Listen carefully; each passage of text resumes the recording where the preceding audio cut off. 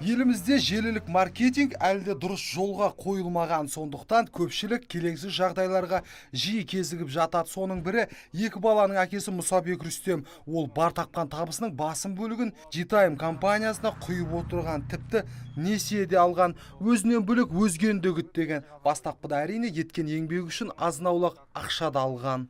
Менің айтып отқан кезім мынау сетевой маркетинг дегендер бар ғой қазіргі таңда. Мен соларға ақша құйып жүрдім.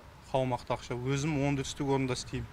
Сол айлығымның, тапқан табысымның былайша айтқанда 80-90% соған құйып жүрдім. Одан кейін оның артынан өзің адам кіргізеді екенсің дополнительно. Солардың орнына да кіргізбей, мен солардың атынан басқа біреулердің, әйелімнің атынан болсын, бауырлардың атынан болсын, достардың атынан болсын, өзім ақша құйып жүрдім.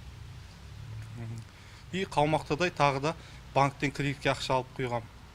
Сетевой маркетинг атты G-Time. Ал мына Еңбекші аудандық сот залында отырған 48 жасар азаматша оңай ақша табам деп опық жеді. 16 азамат арыз жазған. Өзбекстанның тумасы Жамила Юлдашева қаржылық білім болмаса да бизнес түрін бес саусақтай білетіндердің қатарында. G-Time компаниясының белді қызметкері. Ең қызығы әлемдік нарықты жаулаған сауданың бұл түрін күнгейге кеңінен түсіндірген де осы азаматша. Имею троих детей, мать-одиночка, имею несовершеннолетнюю дочь. И какого года рождения? 2004 года рождения, и на иждивении находится престарелая мама в возрасте 72 года. Ранее судимы, ранее не судимы. Жалғыз басты ананың айтуынша арызданғандардың шағымы негізсіз дейді. Қаржыны қолма-қол алмағаны және өз қолдарымен банк шотына аударғанын айтады. Ал қорғаушысы Бақтияр Ботаев болса, өз қорғауындағы азаматшаны кінәсіз және бір жылға жуық осы іске нүкте қойылмағанына таң. Тергеу амалдарын жан-жақты объективті жүргізбегендігі себеп болып отыр.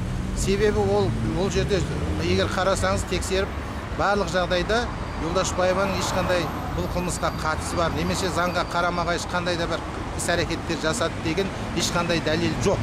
Дәлел жоқ бола тұра, қазіргі таңда біз енді сотқа дейінгі тергеп тексеру органдарына жаңағы сенім білдірмедік.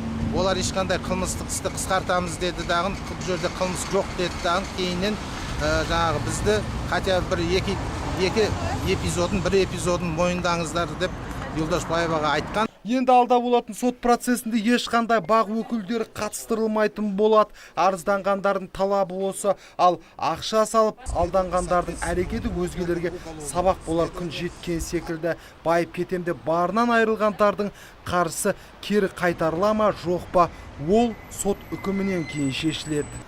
Айдос Тұрған, ТВК телеарнасы.